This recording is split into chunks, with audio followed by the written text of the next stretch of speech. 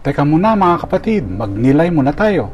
Ngayon ay paggunita kay San Atanasio, isang obispo at tagapagtanggol ng pananampalataya laban sa maling aral. Kahit halos buong mundo ay kumakalaban sa kanya, hindi siya natinag. Sa Ebanghelyo ngayon, pinarami ni Jesus ang 5 tinapay at 2 isda.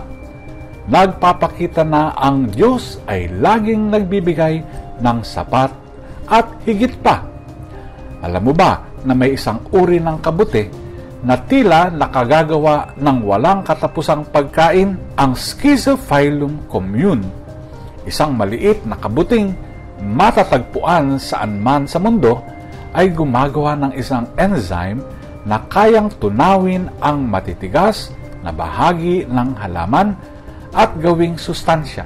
Pinag-aaralan ito bilang posibleng solusyon sa paggawa ng pagkain mula sa basura. Katulad ng kabuting ito na ginagawang pagkain ang mga natirang bagay, si Jesus ay tumanggap ng maliit na alay ng isang bata at ginawa itong piging para sa libo-libo. Sa aklat ng mga gawa, pinag-uusig ang mga apostol, ngunit sila ay nagalak sapagkat alam nilang ang anumang iniaalay sa Diyos ay hindi nasasayang. Ang kanilang pagdurusa tulad ng tinapay ng bata ay naging daan upang mas marami ang makarinig ng pagpapalaganap ng mabuting balita. Marami sa atin ang iniisip na kulang tayo, kulang sa talento, kulang sa pananampalataya, kulang sa oras.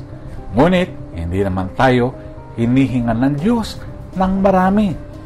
Ang nais lamang niya ay ialay natin kung ano meron tayo.